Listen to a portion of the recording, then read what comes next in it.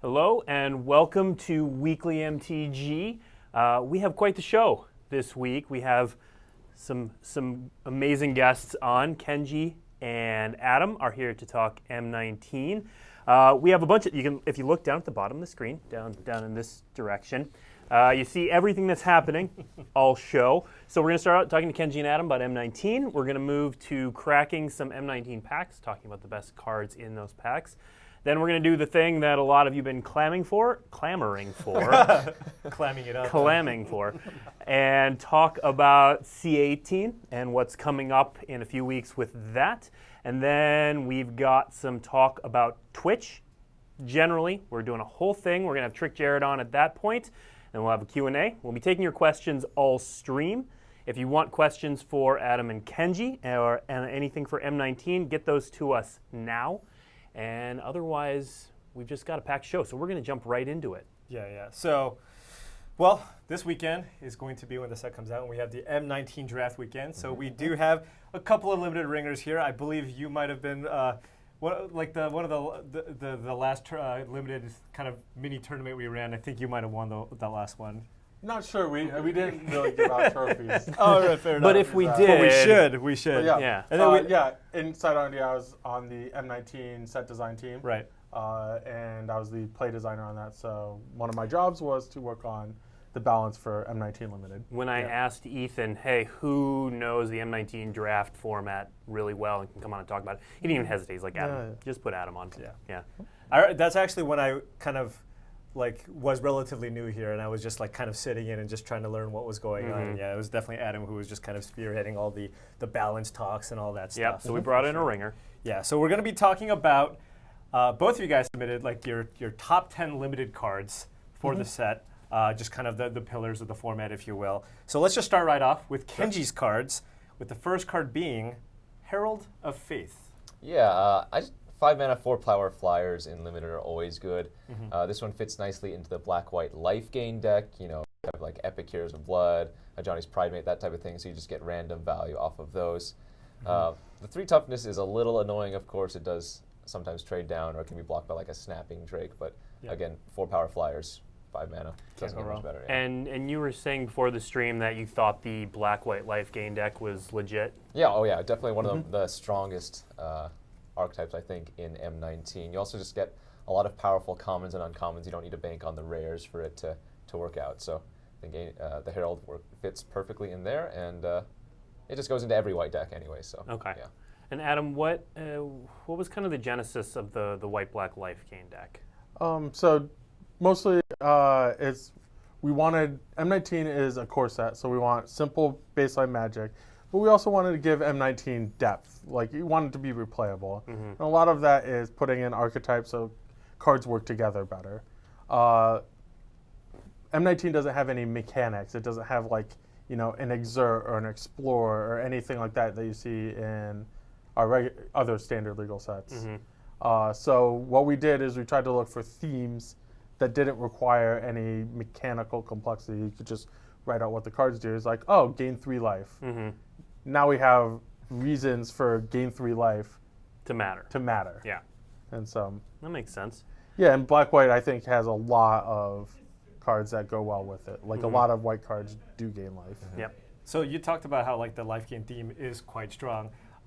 As a result, are you actively looking to be this archetype? Like, let's say you see something like in a Johnny's Pridemate. Are you taking that up pretty early? I don't think so, unless you really want to force it. The Pridemate, it's an uncommon though, so you're not going to see very many. It is one of the better early game plays. Like if they don't deal with it and you start, even just gaining a little bit of life, 1 or 2 here or there, that can take over the game. But a Pridemate specifically, I don't take very early. Yeah. Instead, I'd rather actually take Kenji's card here, Herald of Faith. Right. Yeah. That's a card that no matter what you're doing, that card's pretty powerful. But that's also a little extra incentive for you to try and draft a white-black life gain deck. Yeah, the floor on this is just 5 mana 4/3 flyer can't really go wrong. If you end up in a white-blue deck, it's totally fine. Right, it's actually not just totally fine, but actively really good. When you're playing against a blue deck and your opponent dwindles your Herald, you're just like, yes, I can still attack. I'm getting 2 life, and it's just, it's great. Speaking of blue decks, Kenji's next card on the list was Essence Scatter, an oldie but a goodie. We've seen a lot of this card. Yeah, Adam was talking about how it's a core set. You're not going to have too many complex board states or creatures even a lot of the time, and so Essence Scatter just acting like a pseudo Doomblade, in blue means you can kind of choose when you want to pull the trigger. Like a lot of times you don't want to counter a Centaur Courser, right? A 3/3 for 3, but then your opponent plays maybe a Palaka Worm or Colossal Dreadmaw or something, and that's something that you want to counter for 2 mana. You'll almost certainly play these every single time in your blue decks. I've played up to 4 in them in my blue decks. I think Scatter's a great card. Yeah, and when I say M19's less complex set, that does not mean less powerful, right? It's very. You could get powerful cards that are very simple. Counter 4 words on this card. Yeah. But it is still very powerful. Well, and Kenji, you also mentioned Bone to Ash. How close is that card? This card?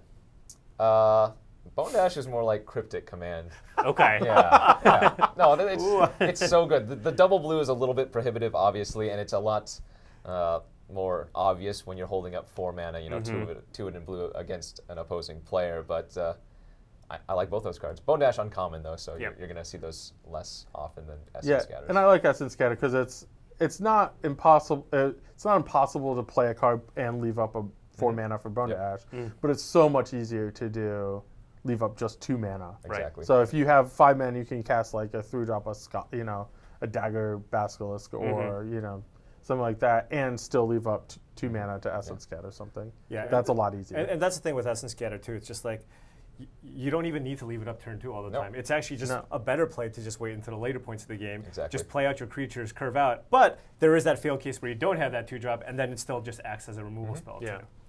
Right, and a lot of times, like if you're playing when you're playing a game and you have the choice between leaving mana up for an Essence Scatter and playing your own creatures, often better just to play your own creature. Yeah. Simply because they may not play a creature of their own. Yeah. You're kind of banking on them. They might to be leaving up their Essence Scatter. Right. So you just have this. All right, moving on from Essence Scatter, we got the next card up. Another white flyer. We have Angel of Dawn. Yeah, this card, man, as a curve topper is just so good. A lot of the white cards can produce multiple creatures or evasive creatures, and being able to just play this on curve and get in for that larger swing is so huge because it's offense and defense, right? Because a lot of the times you'll end up in a racing situation. You play this Angel, all of a sudden your opponent's blocks are much worse. All of your creatures have vigilance, so you get to block with all of them on the backswing. And it's a 5 mana 3/3 flyer, which in limited is perfectly fine. Right. Especially since it's splashable off of a single white source. So yeah. Right. And one of the things about this card when we were making it, this was originally intended for like a red-white token deck. There was a lot of token making, red-white, and at one point we were like, oh, we want this to go into more decks. We want this to be a little bit stronger for white, so we added the vigilance, so it's better in a blue-white flying deck, or some deck that wants to attack and block, well, as opposed to just a red-white deck. If you play anything on like turn 2 or 3 into like turn 4, Gallant Cavalry, which is a white common in the set, it produces 2/2 vigilance creatures, and then you just play the Angel on turn 5. It's so hard to lose from that position a lot of the time. And it's amazing how just adding that little keyword makes such a big difference. Because when you look at something like a card that gives like a minor stat bonus, like hey, target creature gets vigilance until end of turn, you just don't care about that card. It's like not very impressive. But when you add it to another relevant effect, all of a sudden it's like, wow, it actually just gives you a lot more versatility. It's like adding lifelink like to some random spell or whatever, like an aura or something. And then I think a lot of the strength of this card is that you actually can just play it just straight up and not take advantage of the bonus, and you get just a fine card. Yeah. Sure. Next up on Kenji's list is Gravedigger, another favorite that's been around for quite a while. Oldie but a goodie. Yeah, there's a lot of reprints in this set, and we tried to pick cards that provided really good limited gameplay. This is a really good example. Yeah, not much to say about this one. It used to be common, it's uncommon now, so again, you're going to see it less often than in some of the older formats. But 4 mana, 2/2, get back a creature from your graveyard. Just solid. Just solid. Just always get your best card back. And the reason it's uncommon is not because it's just like, oh, this is just too powerful for common, but more of when you have 2. Right. You just keep looping them. Gravedigger, I'll return my Gravedigger, and it's getting that indefinite loop. Want that to happen less often.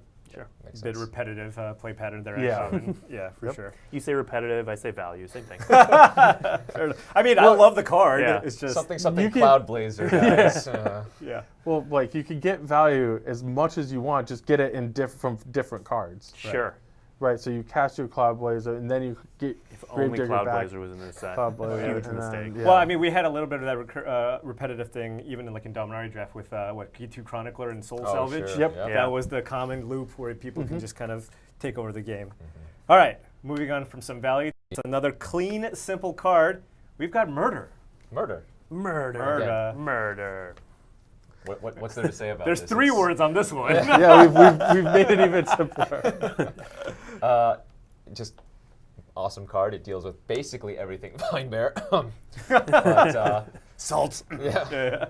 No, Yeah. like, how can you get Yeah. any better than this as far as removal's concerned, right? Well, and removal is one of like the key components of a successful limited deck. Like, you generally want some removal. Like, your opponent's going to have some, rare creatures. You're going to want to kill them. What Right. better place to do it Right, than and murder? this one's cheap, instant speed, and doesn't have some requirement, that that the creature has to have 4 toughness or 5 power, something like Yeah. that. Right. randomly, I mean, this gets to the point where it's so efficient, and the unconditional removal is so this is such a strong effect that at this rate, this is where you start taking Murder, cards like Murder, over actually just very good creatures. Right. You're like, well, I could take this big 5-mana flyer, but I think Murder is actually just better. Right. Right. All right, we're actually going to look at the next 2 cards on Kenji's list 'Kay. because they're opposite ends of the spectrum, but they kind of do some things. One's a little bit more value-y and one's a bit more efficient.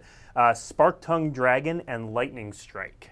Yeah, so Spark-Tongue Dragon, again, I was talking about this earlier, 5 mana, 3 power for a flyer is perfectly fine rate, but if the game prolongs and you do get that 3 extra mana, now admittedly you do need 3 red for it to use the ability, but it's kind of like those kicker abilities, right? It gives you so much versatility. Like, it's good by itself on 5 mana, but then should you have 8 mana, or should you have the time to sandbag, a few turns from it, it's just so much value. Yeah. It's one of those cards that's just very, very swingy, very good.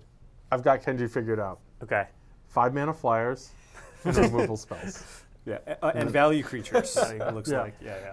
So both of these cards deal 3 damage. How common is 3 toughness in this format? I'd say quite common. We've already seen a ton of. It kills flyers. all of Kenji's creatures that we like so far. Where's your Colossal Dreadmount, It's Kenji? the 2 mana red murder. Two of them. Oh, right. Team up.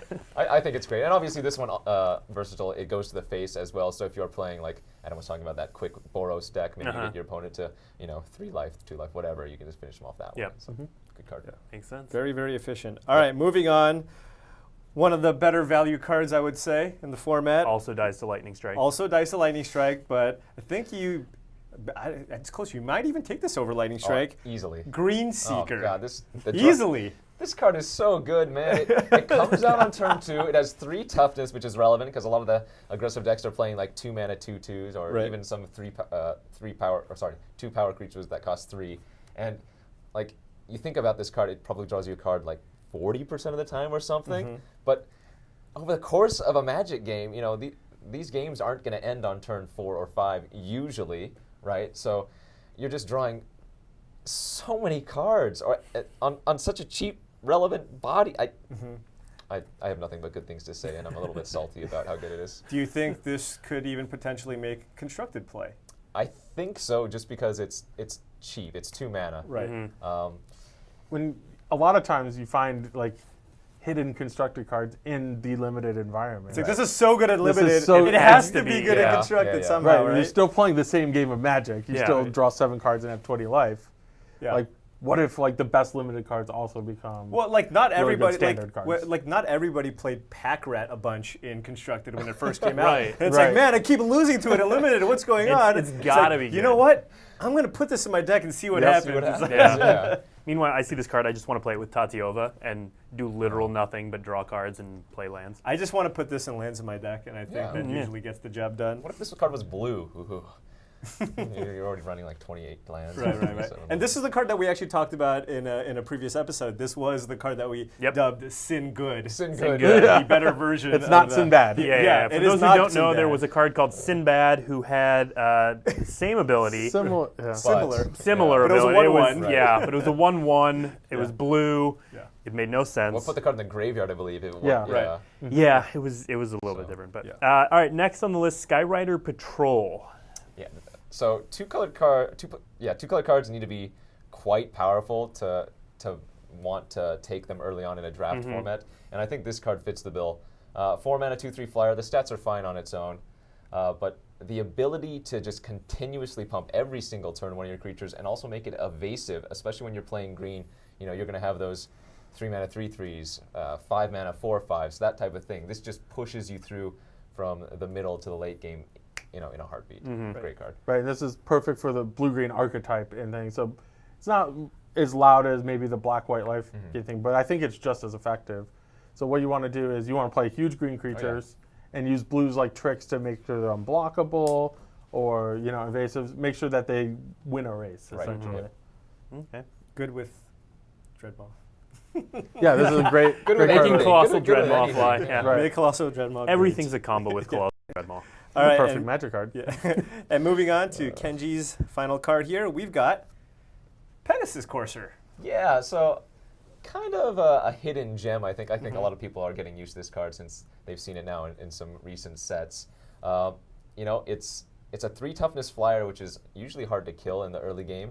And kind of like the Skywriter elf, or patrol rather, it allows you to push that damage that you wouldn't otherwise been able to push through, right? If you just play a 2 mana 2/2, well, obviously that's going to get gummed up a lot of the time, starting on turn 3 or 4. But curve it out into a Pegasus Courser, and all of a sudden you still have it, a clock in the air. So are you looking to, when you start picking these up, are you looking to just really be like a hyper-aggressive deck, given that the natural curve is you don't want to miss your 2-drop if you play this? I think so, but again, it's still good with the bigger creatures as well, because even if you're just playing some vanilla 4/4s, giving them flying later on in the game is just as good. Yeah, makes sense. Is there a color that this card is best paired with? Is it best with green decks? Blue decks already have a lot of flyers. I still like it in the blue decks as well. You can pair that with Disperse and other tempo cards. Green, I don't like the green-white pairing as much, but obviously making one of your large creatures fly is great, and then red especially as well because it's already super aggressive, and so just being able to get those last points of damage in. Yeah, I think red is generally the strongest color, but like Kenji said, any color combination works because you're always going to have either a bunch of small creatures or some really large creatures that want to get flying. Okay. Speaking of the white-red archetype, we're going to move on to Adam's best cards. We're going to tackle your first two because they kind of go in the same archetypes generally. Heroic Reinforcements and Knightly Valor. Talk to us about Heroic Reinforcements first. Yeah, Heroic Reinforcements is kind of what we want out of the multicolor cards is just kind of a signpost. They tell you what the archetype is about, and then you can kind of go. If you draft cards that go well with Heroic Reinforcements in your red-white deck, you're going to end up with a pretty good deck. In this case, you want to draft a bunch of token makers, a bunch of ways to pump your tokens. So this does it perfectly. If you have a really nice red-white deck, Heroic Reinforcements is often worth 10, 12 extra damage. It can be quite a bit of extra damage. So for people who might not know, okay, there it is. It's popping up. There is the Heroic Reinforcements. It wasn't up there, so yeah. It is perfect for that go white strategy that you talked about. Yeah, and even at its 4, you're going to be able to attack with 4 power of haste damage But that from no creatures. right. But oftentimes it just And gets often you for much, the ceiling is so much higher on that card. I've definitely just had states where I'm like, I can't lose this game, and they're just like, Heroic Reinforcements? Oh, well, can't win this game. Yeah. Well, it gives the other creatures haste too, so if you wait later in the game, you can play a 2-drop or a 3-drop into the reinforcements, and then every once in a while sudden, that comes up, and it's like combo kill great. people out of nowhere. It comes up and constructed with the history of Benalia. Oh, sure. Sure. Kenji, how high are you taking Heroic Reinforcements right now? Actually, pretty high. Yeah. And it's a card I often splash too because a lot of times I'm already aggressively slanted, and there are a decent number of mana fixers plus all of the tap land, the dual lands that enter tapped. So I think this is a good one. The only problem I see is that in Boros in red white, you often end up with a lot of 4-drops. There tend to be a lot of good 4-drops. Sure. And so it's often hard to find, it's not hard to find room for this specific card. It's hard to find room for the other Right, cards. exactly. Right. Yeah. So like, given that, so you don't prioritize the 4-drops a little bit less, even though it might be slightly higher. Let's say there's a hole in the 3-mana slot. It's like, hey, I'm going to take this Pegasus Courser over this 4-drop because of that. Yeah. All right. Moving on from those, I guess we have Nightly Valor as well. Yeah, Nightly Valor is actually for a little bit different archetype. Yeah. It's for green-white auras. So green-white, you want to play creature usually pretty big, like Pegasus Courser is really good in this archetype. Because if you suit it up with things like this, it's going to be really hard to block and really punishing when they can't block. But yeah, Nightly Valor, seen this in like Return to Ravnica. And it's just a super powerful card. It looks kind of okay, but getting like a 2/2 vigilance creature and a huge vigilance creature, giving your creature vigilance, that's actually pretty big upside. Hard to both block and attack back. Yeah, this is definitely the card that like surprised me. Like I had to play it once to realize, oh wait, no, this card's great. But when you first look at it, it's a 5-mana aura, and you're like, yeah, 5-mana auras, I don't really want to put in my deck if they have a removal spell. But it's like you just pick your spot. If they don't have an instant speed removal spell, you're going to get in for a ton of damage, and you still have that token left over. Right. You don't have the normal card disadvantage of auras along with these. Like auras can be pretty powerful. Yeah. All right. So moving on from Nightly Valor here, we've got Sleep. Oh, Sleep is one of my favorite cards. I know some people love it, some people hate it. It is highly controversial. Very polar. Yeah. Yes. Right. Sometimes it's just like 4-mana fog, and it feels so bad when that's the effect. But then other times it's just like, oh, I can't quite alpha strike you, so I'll beta strike you, and then the next turn you have to play more blockers, and I'll try and finish you off that way. And in those cases, Sleep is stronger than most of the rares in this set. Yeah, and we've seen that card in a number of sets before this, and it's roughly the same power level each time. It's a reprint, and it's one of those things where depending on your deck, it is either super powerful. So like, I like Sleep in decks with very. I like Sleep too. Sleep is best when you have a ton of creatures. Right. So if you sleep it, if you didn't get your removal spells, if you didn't get your other card drawing and other instants and sorceries and auras, Sleep is where you want to go to. It can often function like 4 or 5 removal spells. Yep. Yeah, I think it's generally overrated, but yeah, it is good. I know that oftentimes in the decks that I like to draft, which is more like blue value-based control, like Sleep definitely is. I'm like, well, yeah, I took this high, and then all of a sudden I have like 10 creatures in my deck. Yeah, stylistically, it's not a Paul card. Paul drafts like slow decks, controlling decks, and Sleep is not good there. I love drafting like giant monsters or whatever. I'll just Sleep. Sleep gets the job done. I've got 13 power creatures I can't attack. Yeah. Next up, we actually have one of those value creatures that doesn't go well with Sleep, but it goes in every deck basically. Sky Scanner. Yeah, so this is for one of the nice commons for the blue-white archetype. It's artifact matters, so you want to have a number of artifacts in your deck. You generally want like 6, 7 for a lot of the stuff like Scholar of Stars. It's a really good example of another card that you want to take. And then this one is also just like, it's a really low impact to your deck. I actually don't mind taking this pack 1, pick 1 if the pack is sufficiently weak. Because it's like non-committal. Right. You'll play it with whatever. I'll play it in a red-white deck. Because it's just another body, and I'm likely to draw a card that's another creature, so that's exactly what I want. And then also just like in blue-black, control decks, like this helps you, churn through your deck and get other cards that you need. But this is just a really, it's not super efficient, but it's always welcome. Sure. Yeah. Agreed. And so I like cards like that. I mean, do you think? So, it took a little bit of time for people to realize, like in, let's say, Dominaria or Skittering Surveyor was just like the card you want to take super high. Oh yeah. Is this on that level, or is it a little bit kind of below that? It's not a Pilgrim's Eye, Right. But it is solid. Okay. Right? Yeah, I'm not going to say good, but it's definitely solid. It's always playable. So yeah, I think it's better in like 2-color decks, but like the options that like a Skittering Surveyor would open up were just really powerful. Makes a lot of sense. Yep. Next up, we have I can never say this word. Licks Caress. Liches. Liches Caress. Liches. Multiple lich. This is why I host my own show. Because I know how to pronounce Hey, words. I don't even know what the card names are. That's so, true. Right. He just We, knows we, the ability. yeah. The card names change so often that at the end I'm like, just tell me what it does, man. It's I know that what it card does. that destroys a creature. It's you a gain 5-mana 3 kill life. card. You gain some life. Yeah. You know. Yep. But yeah, we were in R&D. We work with different card names. Yep. Right. Because they're named at the end after we're done with all. And you most don't of have to our worry work. about pronouncing them on the That's air true. where everyone That- can hear well, you. now I do. Now you do. Well, a common thing we do is like we'll have fake names, but it's like it talks about like cards that we've had in the past, so it's really easy for us to be like, oh, 4-mana murder. Oh yeah, okay, we know what it does. Right. Something like that. So, all right. Anyways, So, but this card. But this card. Licks Caress.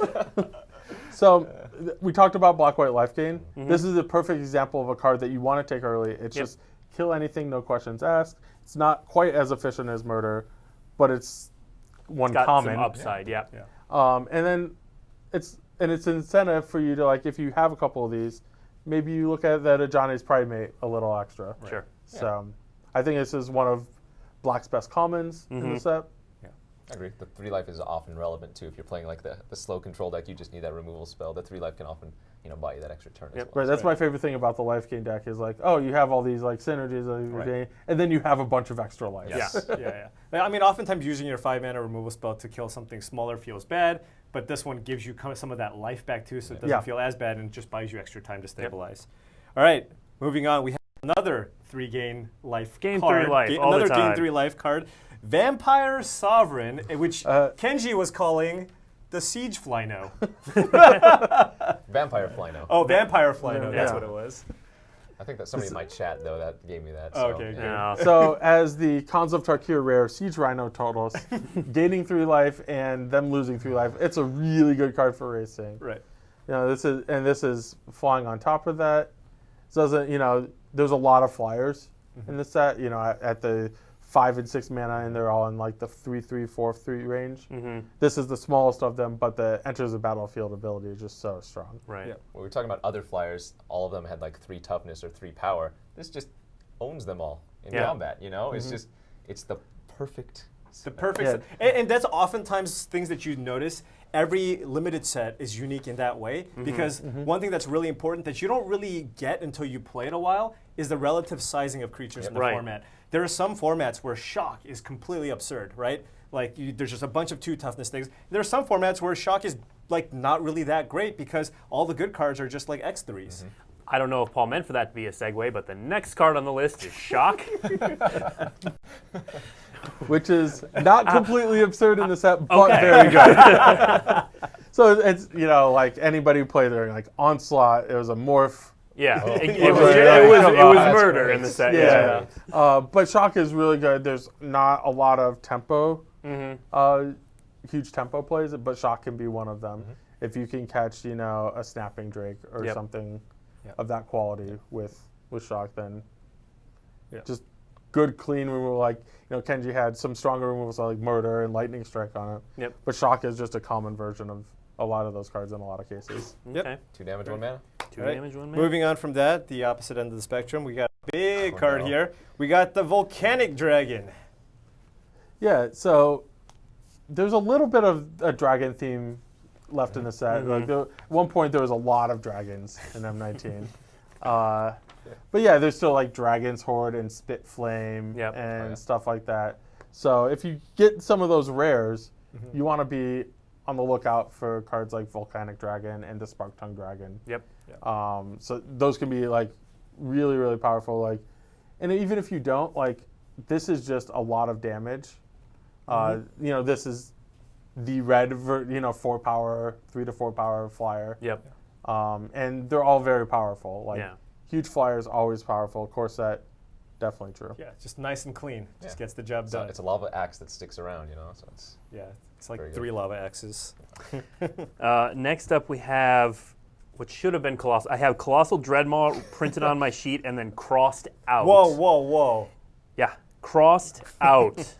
Gaspark Twins, which is... So I think both the cards are kind of interchangeable. These are kind of examples of, so green's identity in this limited environment, I think, is in 2 common cards, which is the Druid of the Cowl Yep. and the Elvish Rejuvenator. Yep. Those 2 cards give green a mana ramp identity. Right. So it's really important when you're drafting green, make sure you don't skimp on these huge creatures. That's what's going to win you the game. Like there are a bunch of other cards, but like because you need something to take advantage of all the ramp that greens provides you. Yep. Yeah. And that's an issue I think I have with myself. I end up taking like the Druid of the Cowls and the Rejuvenators super high, even over those Dreadmaws or whatever, and then I'll just end up with 5 mana rampers, and I have like 1 top end Thornhide Wolf. You have and like I'm 12 mana Yeah. playing. Like, I will cast this 4-drop. And that's It's turn 3. but like those cards are the mana ramp is really powerful. Like if you can get ahead of your opponent, but you have to have something to like Right. convert do that when you're into- ahead. Yeah.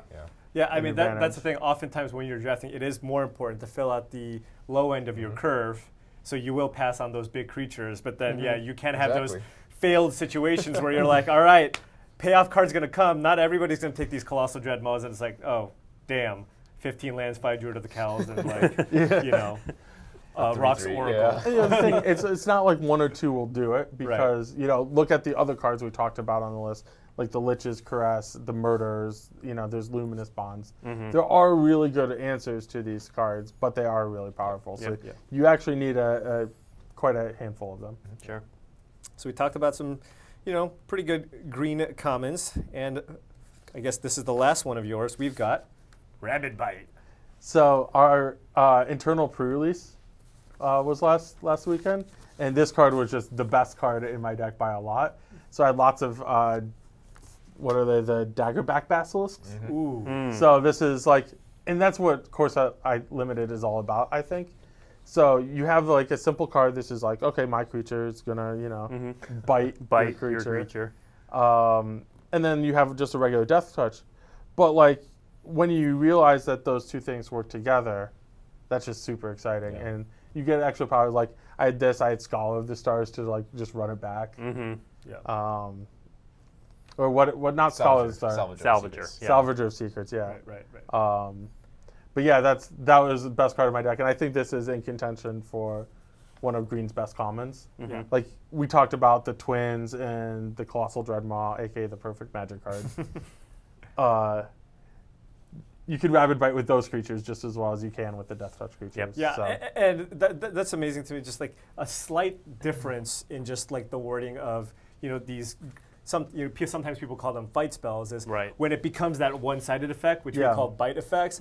It just completely changes how highly you take this card. Because there are formats when, like, you know, we have cards like Prey Upon. It's like, nope, all the green creatures are kind of small. I'm just not taking Prey Upon, right? Right. Like Ancient Animus wasn't even a super Oh, highly yeah. picked card, Yeah. right? But once it becomes one-sided, then you're like 3/2s can actually just deal with other creatures. I mean, there's still the drawback of them, you know, killing a creature in response, but And you this- having to have the creature Right. in the first place. Yeah. But this is basically as good as it gets for, like, you know, a green common removal Right. effect. Green Doomblade. Yeah, more or less. All right, and then for the next couple minutes, I brought some packs. Ooh, I love boosters. We're gonna crack some packs. Everybody's No, gonna. He's not even gonna pass it. No, Jeez. yeah, I know. Paul's just What- ready. I Paul's had just a ready Johnny to go. in my pack. What am I gonna do? Not. So these guys are Give going me to the crack them. Sarkin, We're going to or- look at the top picks from the Which one do you packs, have? talk about Lily. those a little Oh. bit. Yeah, Sarkin. You can go ahead and open them, guys. Hold on. Oh, wait, I wait. was Put looking it- at the put it boosters. next- Does anybody? I've We've got- got You Tezzeret. may begin. You may begin. Yeah. I think I've got the best limited one. Next to the right? mic so they Johnny's can the hear best one limited. Yes, easily. So while these guys Well, are I got opening the it, best. Ooh, I got a Timber You Gorge got in my a- pack. Wait, if you get a dragon token, does that mean you get a card that makes the dragon token? no. Oh, my rare is So, All right, while these guys look at it, let me ask you guys a question that we got from the interwebs. What were the favorite archetypes to explore during FFL testing in the set? And Kenji, you can talk about your favorite ones to look at early on. Pardon? The He's so He's engrossed in busy. the pack. He's busy. He's busy. He's Kenji's busy. He's busy. The favorite archetypes to explore during FFL I see. testing. So, my favorite time during M19 testing, there was a point where Ethan Fleischer was the lead Yep. designer of M19, and one week he's just like, you know, I'm not happy with these Elder Dragons. So he just redesigned them all, pushed the rates on a lot of them, made them super strong, super appealing, super wild cards. And so like everyone's like, okay, I want the Arcades, I want the Vivictus, I want the Bolus. Or do you like this one? And we all built like smash these like Elder Dragons against each other. Yeah. That was really exciting. It was really fun to figure out. We took a ton of work on Yep. Bolus in particular. Yeah, the Elder Dragons in particular are really exciting. In fact, what we were talking about for like the last half hour before the show started was guessing all the cards in my Arcades Sabbath Commander deck. Or Arcades, yeah. the strategist. Yeah. If we had like Commander a deck. 5-minute clip of that, I think that would have actually been great. just us We were like- naming walls. We were like Wall of Blossoms. It's like, oh my God, Wall of Denial. Wall of Denial Wall of game! All right, so who's ready I with got their one, top I got four?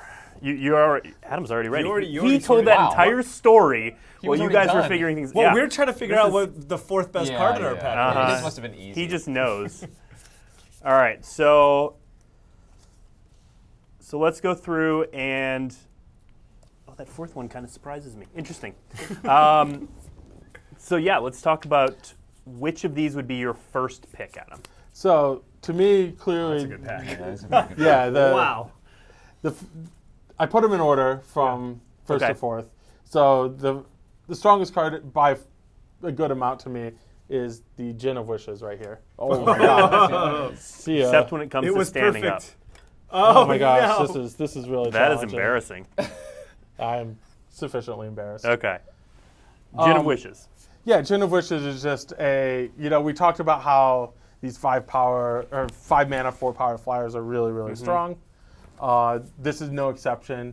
Plus, this gives you 3 extra cards. You pay 4 mana for they all are going to cost 4. Yeah. No matter how much they actually cost. If you can flip like a big 7 mana card off of it, you're really doing it, but you don't have to. Yeah. Even if you get 3 extra lands off of it, that's just totally fine. Well, instant speed too. So if you do hit a random spell, get them in. Right, you combat or can whatever. ambush. It's a really hard card to attack into. Right. It's like, okay, I have to worry about all their blockers and the top card of the library, but I don't know what that is. Okay. And so that's your order 1 to 4. Yeah. Tell me a little bit about Skilled Animator. Yeah, I think Skilled Animator, it's basically Insult Artifact on a creature. I think in the blue-white artifacts deck, this is actually one of the reasons if I have a couple artifacts, this is a really powerful card. Turning my Sky Scanner into a 5/5. Yeah, if I've got a couple Sky Scanners or even Fountain of Renewal. Thopter Maker. The Thopter. Yeah. Thopter guy's also another. That one's actually is especially powerful because that one flies. Yeah. Yeah. So you get a 5/5 flyer on turn 4, Right. which we already talked about how 4/4 flyers are good. Well, 5/5 flyers are better. You learned it here first, guys. Yeah. 5/5 better than 4/4. Sometimes Magic is that straightforward. Yeah, I mean, there are situations where you fail and you don't get enough artifacts, Yep. but the ceiling for that card is so high, you just take it early. Especially if you take it early, you're just okay, well, I'm going to Right, try to draft it's certainly a build around in the way that the first 3 cards aren't. So that's Yep. why I take the super efficient Lightning Strike Right. after the Djinn, and I think Luminous Bonds is one of White's strongest commons. Right. So I think those are just more solid, more reliable picks. But I think the Skilled Animator has a sufficient upside. Let's say it's pack 3 and I already have 7 or 8 artifacts, I'd probably move the Animator up in this thing. Okay. I'd probably take it above the Luminous Bonds if I have 7 or 8 artifacts. Gotcha. All right, Kenji, what you got? All right, I'm Put 'em good. on top. Oh, you got. Oh, wow. Just put 'em right That on is top? dangerous. My Ooh. pack is so much worse than you guys. Okay, we got this. Kenji's pack is pretty nice. It's fine. I mean, I think Adam's Adam is- definitely yeah. had the best pack. Yeah. Adam's had the best by far. All right. Ooh, we Pick did one it. pack when I got that Cleansing Nova. Ooh. The, Oh, Sweeper's good. Yeah. The Wrath of the form, but it has that extra utility, right? The Luminous Bonds, Dwindle, just enough, the sort of Valoron, Patient Rebuilding. So sometimes you're not even just gonna Wrath. You're gonna blow up their enchantments and artifacts, and that's gonna be good enough as well. But I think these effects in Limited are just very, very good. They're hard to play around until you see them, right? Because they're rare, so they're generally a blowout when you first cast them, and then after that point, your opponent has to kind of play around it the entire time. That's a super good point. A lot of times you're just play all your creatures because there's so few ways to punish you just playing extra Right. creatures. Yep. This is actually one of the very few ways. in a whole environment, and it's rare. You know that when your opponent uses the second mode, you're probably in trouble.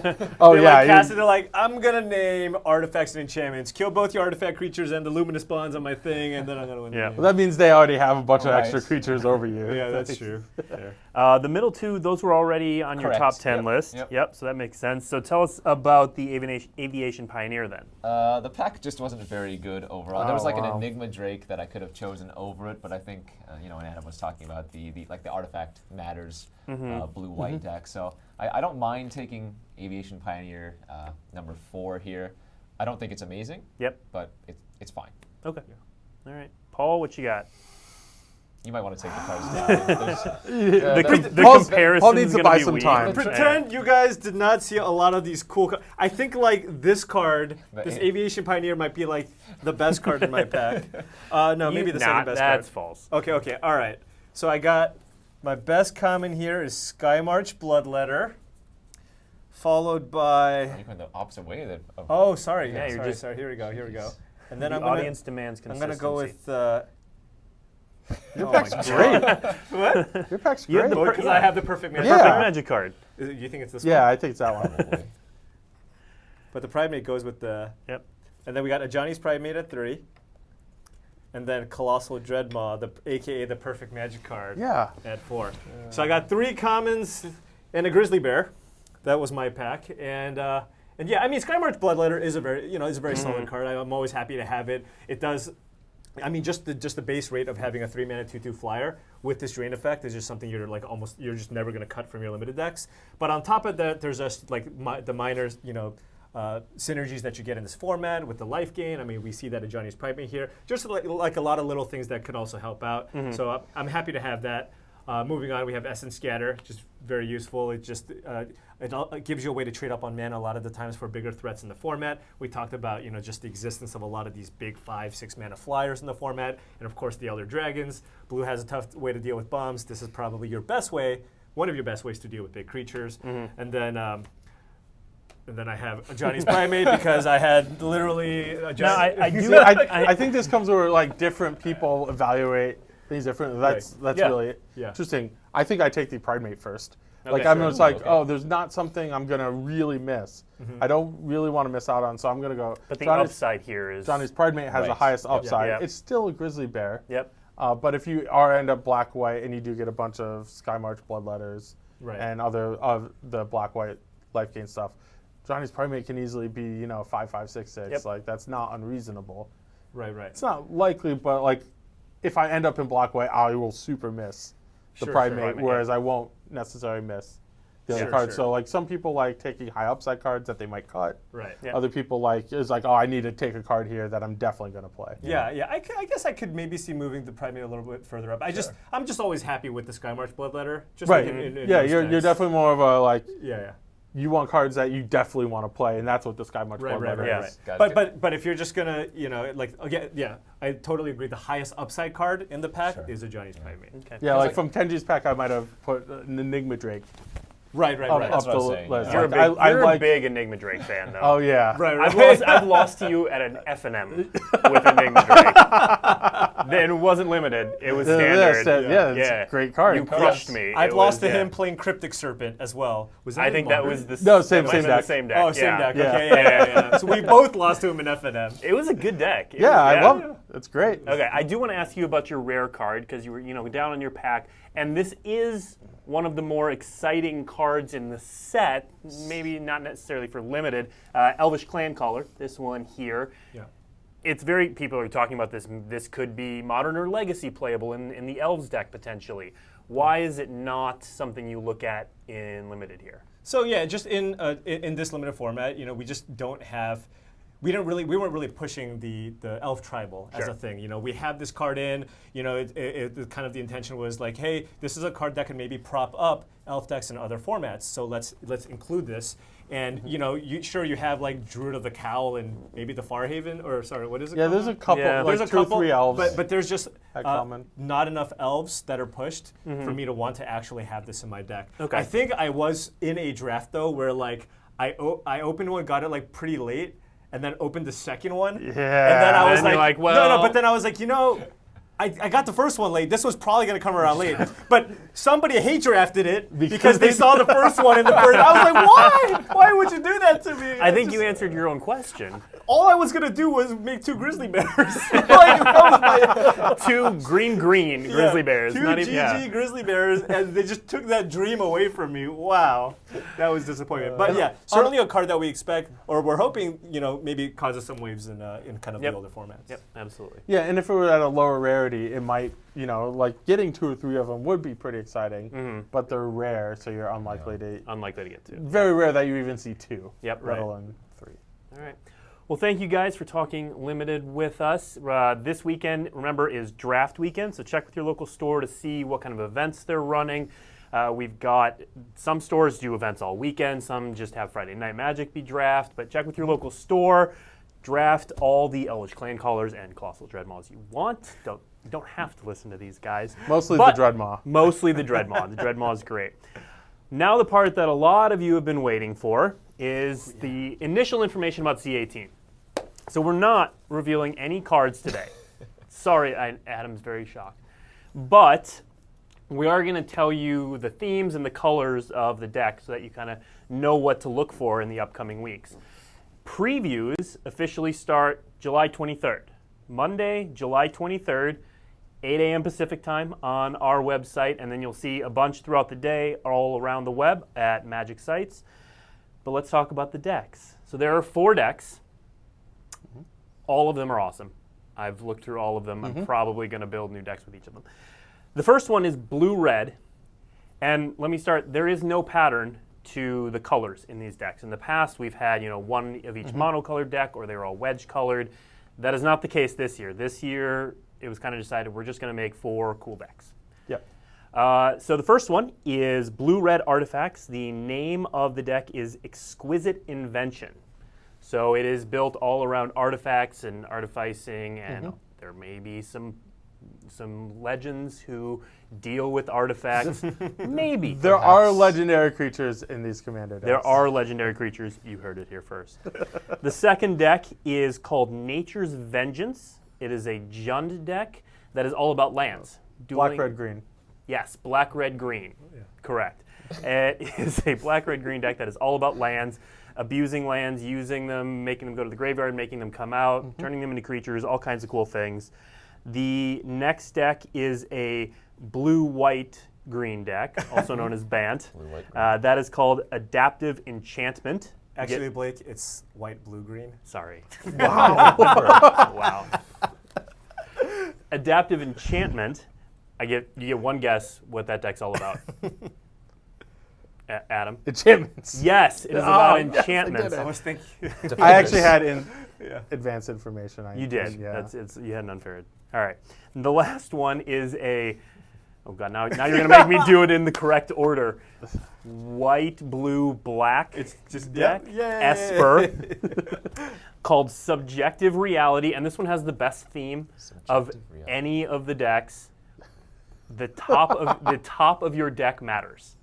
The top of your deck matters. The top card of your deck matters. That is the theme of this deck. So there's a bunch of scrying, putting brainstorming. There could be a Gin of Wishes in there. We know. Yeah, there could be a Gin of Wishes. Gin of Wishes would be a natural fit. Yes, yes, that's the sort of deck or card that would be in that deck.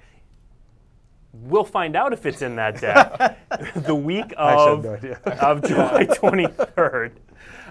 Next, what we have for you is we're going to show you some art from the upcoming set. We're not going to tell you anything about the art. Just enjoy the art. art. Just enjoy the art, and when we come back, Trick Jarrett will be joining us to talk a little bit about what's happening on twitch.tv/magic. I'm going to polymorph. And Adam's going to go away.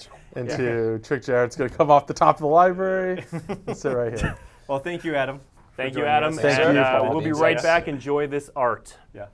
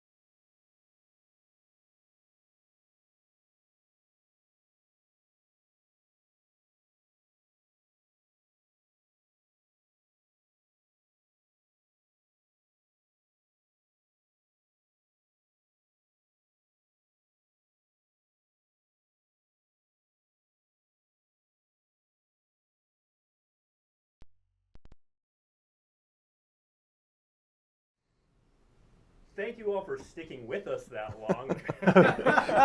Trick came on and immediately told us that, we're like, why are they not talking about C18? Now you know all the C18 information we're going to release today, but we have some cool announcements about things you can see right here on this channel, which is why Trick Jared is here. Hi, everyone. Paul, you've been at Wizards how long now? I've been here for a year. I started in July, so I've been here for about a year. It's taken us that long, but I'm here to talk about between WeeklyMTG and the Wednesday Arena streams. My role at Wizards is shifting slightly. I'm no longer heading up our community team. Instead, I'm focused entirely on video projects, whether it's Spell Slingers from our friends at Geek and Sundry, it's Friday Nights from Loading Ready Run, it's Game Nights from Josh and Jimmy, it's streaming here on the Twitch channel.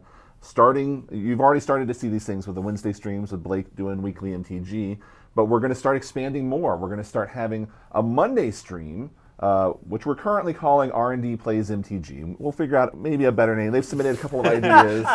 I really liked R&D's. R&D's, we were brainstorming because I was talking to Trick yesterday. I was like, "All right, can we suggest some names?" He's like, "You have till the end of today." So I immediately just went to the pin. And I was like, "All right, guys, we need some names." So we had some cool, interesting suggestions. We had still had R&Ds. We had R&Ds and a few other nice ones. But currently, it will be called just weekly. It'll be a weekly stream. R&D Plays Magic. Right, and it's going to be Paul and Melissa and other members of the Play Design team, and perhaps other Wizards guests will pop in. Yeah. Along with that, though, we have some friends of Wizards, Kenji, Loading Ready Run, and Gabby starting us off. We're going to actually contract them and have them streaming on the Magic channel to help us throughout the week. And I have a graphic that we put together for the next 2 weeks' current schedule of what's going to be showing up on the Magic channel. And that goes over not only these things during the week, but also our weekend coverage. So this will be a graphic that you'll start seeing more regularly on social media and on Twitch that just gives you an idea of what's coming down the line for our Twitch channel. And as I said, this is just the start of where we are. I've still got other conversations. I've got some other people I'd like to bring on. There's other people inside the building who are interested in streaming that we haven't officially ironed out the full details, but we're looking at other ideas of streams that we can do inside this building to help build out the Twitch content. We've had this channel for so long. We've had Paul, we've had Melissa, we've had people in this building who have streaming and coverage experience, and I'm excited to finally be doing more with Twitch. Kenji's excited. Oh, very excited. Very excited. Yeah! I am. I get to stream again! Yes! Yes! Yeah. So this is going to be starting this coming Monday. You'll get to see Paul, and who's going to join you on Monday? The show's going to be every Monday from 2 to 5 p.m. Pacific time on twitch.tv/magic. And it will be myself oftentimes it will be Melissa, but Melissa will actually be traveling to Japan. Right. She's going to be there for Grand Prix Chiba. Mm-hmm. So it'll be me and Andrew Brown for our very first, or I guess we've had a couple, but official Magic Plays R&D, R&D Plays Magic. Look at this, I'm just flustered. I'm so excited to be able to stream again. Right. It'll be me and Andrew Brown next week, Monday, 2 o'clock to 5 p.m. We're going to be streaming. We're going to be talking. You guys can feel free to ask us, development questions. There's just a lot of cool things we could do. We're still trying to figure out all the cool things we can introduce for the stream. But I'm just super excited that we're going to be having this be a weekly thing. Right. What are you guys playing? We're going to be playing. Limited because M19 just came out. Right. So we'll be doing some M19 drafts on Arena. Nice. That's the plan for the first week. And then the other thing that we have is we have Friday. I'm currently calling it Friday Morning Magic or Friday Morning MTG. This is sort of my block as we figure this out. I'm going to try different ideas. We might have, maybe artists come in. I might have conversations with people. It might just be me doing something casual and playing, Singleton on Arena, or maybe Mikko, or we'll figure out what exactly it's going to be. But that's where we are right now in terms of the schedule. And I'm just excited. There's a lot of cool stuff. I'm doing a lot of awesome projects between this streaming and the video projects. And Yeah, and so when you tune into this show, and you better be tuning in every week, or I will find you, Kenji's going to be following immediately after. Right. So whenever this show ends, Kenji's going to boot his stream up. What can we expect out of that, Kenji? Lots of Arena as well. I'm excited to see all the new advancements they've got to Arena since I last played it. So expect a lot of drafting from me as well. Okay. But And when you're not streaming on our Thursday stream, where can people find you? Twitch.tv/Numot the NuMOTTHENUMMY. If you want to watch me, lose otherwise unlosable games, that's a thing we can do. We talked about this earlier. That is the favorite thing for Twitch chat. It's not, because the things that I find most satisfying as a competitive player is like, getting the tiny edges, playing to your outs, and then winning just like, by the tightest of margins through tight play. Yep. People like just seeing you get wrecked, right? So like you could be super ahead and they just top deck, the cleansing Nova into a giant haster, and then they're like, yeah, that was great. Yep. That's what people want to see, and I'm sure everybody wants to see Kenji get wrecked. I had a great Boros deck this morning. I was streaming. My opponent attacked for lethal, and I just kind of mindlessly clicked I was talking. And I took lethal damage, even though I could have blocked more. And then I had my opponent at 2 life in my Boros deck, and the opponent's like, draw your next card on mid-go, right? Because I had like 2 shocks and a lightning strike, and I clicked draw next card, and it was lightning strike. Sitting there, and then later on that match, they played a turn for it, a Gigantosaurus against me, and Ooh, pretty big. Pretty big. It was And that was that. devastating. All right, well, we've got a couple minutes left to take your questions, so I've got a bunch here. But if you've got questions, go ahead and leave them in Twitch chat, and we'll see if we can get them answered. The first question came from AZ Martinez. He asked, can you tell us when spoiler season officially starts? July 23rd. July 23rd is when you can start seeing Commander previews. What day was that? It's a Monday. Oh, okay. Yeah. Interesting. Oh. That's pretty normal. Oh, I thought there was something like hidden there. No. No. Just me trolling, Blake. Yeah. Then we had a question from Pedro Romulo. When will we get a legend for Enchantress EDH decks? Well, the theme of one of the decks is enchantments, so maybe it could be. It would see if not, then R&D screwed up probably. See, the best part about this is I can try to be cryptic or previewy as much as I want, but I don't actually know what the cards are in that set. So yeah, I don't actually know. But you can blame me, because I've been here for a year now. Right. Like now everything. Now we can is my officially fault. start Right, blaming of course. Paul. All right. This is a question for all of you. Can answer this one. We got this one from Don Carson. What is the most important thing a Magic player can learn in order to improve? I know there are a lot of important tricks and tips out there, but no puns from you. But what truly is the one thing that helps a Magic player become better at the game? One thing that helps a player become better at Magic. Please, no. Oh, I was just going to say, I think the number one thing is probably just playing with people that are better than you, which you can, maybe just go find an FNM or a different FNM that you're used to than going, or maybe hop on MidGo or something like Magic Online or something like that, and just play competition that's better than you. I think that's a really easy way to get better, and so every time I jump on Magic Online, it's easy. Paul, what do you think? Yeah, I think that was a really good one. Just surrounding yourself with people who also just want to improve, and just having people to bounce off of. I was very fortunate. I had to survive through his trolling, but I had LSV to bounce ideas off of, and we just kept making each other better. On top of that, I think one problem that some players get into is you get to a certain skill level, and then you just think that you're already there. And I think checking your ego at the door and just always opening yourself up to learning and improving is the way to get better. Because at some point you're just like, no, this was the correct play, not close.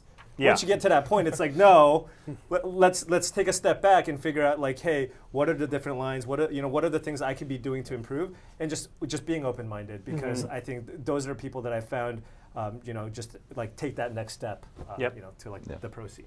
Yeah, the thing I was to say, which goes right along with what Paul and Kenji have been saying, is that being cognizant of the game. Like, so often I can't tell you what I did 3 turns before when the game is over. And that's why I'm not a good Magic player. I enjoy the game, but I'm terrible at it. And one of the things that I've seen over the years by players who are much better than me is they have, if not perfect recall, really good recall of how the game went, what the decisions were that they made, what the cards were that they saw or played against or played around. And that really helps them also understand what they could have done differently, where things went wrong or where things went right, and have that ability to do the analysis that helps them be better at the game. Yeah, I'm always impressed when we interview a pro player, especially the ones who've been on the Pro Tour for a long time. They'll rattle off what happened in the game that just happened or that happened earlier in the day. Right. That's why you get a lot of tournament reports from those high-level players. You'll see how detailed they are. I played this on turn 2 and this on turn 3, and he had this land untapped, which made me think he had this. And you're like, I think I played against a black-red deck last round. Right. And, Right. And just having that ability to be aware of that in the tournament scene, especially as the day goes on, and have the mental stamina for long tournaments, I think that's a big part of it. Mm-hmm. All right, last question, and it's this week's off the week. Every week we get a couple questions that are just kind of like, this person has clearly been waiting to ask this question of literally anyone for a long time. And this, I believe, is that question for this week's Weekly MTG guests. If Magic ever made a Planeswalker from Lorwyn, and it was a race that's never been seen on a Planeswalker card before, which would you personally want to see most? And they provided options. Flamekin, Kithkin, Treefolk, Giant, Fairy, Changeling. I'm clearly Team Giant. Okay. Giant is a good one. Yeah. Kenji? I'm gonna go with Changeling. That's my cool, answer too. Right? You could do a lot of What cool would things you with do? a You can do Changeling everything You with can do Changeling. everything, Anything. Changeling. Yeah. I think mine would be Treefolk. Treefolk? Treefolk. Yeah. Okay. I'm going to go, Changeling would be my first answer, but I'll give it Fairy would also be Shocking. really cool. You know, I Black think Loot. Fairies doesn't really need a lot of help, so Feels you like know, that wouldn't be fun. Well, it wouldn't have the creature type Flash. Fairy, so It would have Flash, you Use can ability, activate the yeah. abilities on the Draw opponent's 3 turn. cards, make your opponents concede. That's going to be in the text That's box. probably, yeah. All right, well, thank you for joining us for this show. Next week, we've got a really cool show. There's been a lot of talk about Magic Story lately, in the direction of Magic Story, and we've had new authors come in. We currently have Kate Elliott writing the M19 story. It's been really cool to see how Bolas and Ugin started out. Next week, we're going to have on some of the people behind the stories, not the writers, but the team here, the franchise team that's actually working on that. So that's Nick Kelman and Daniel Ketchum will be on the stream next week, and they're going to tell us about not only how Magic Story is being told on our website, but also across various mediums. Don't forget that Grand Prix Chiba also starts a week from tomorrow, and we'll be covering that live on twitch.tv/magic. In the meantime, check out Draft Weekend this weekend at your local store. Otherwise, thanks for joining us, everyone.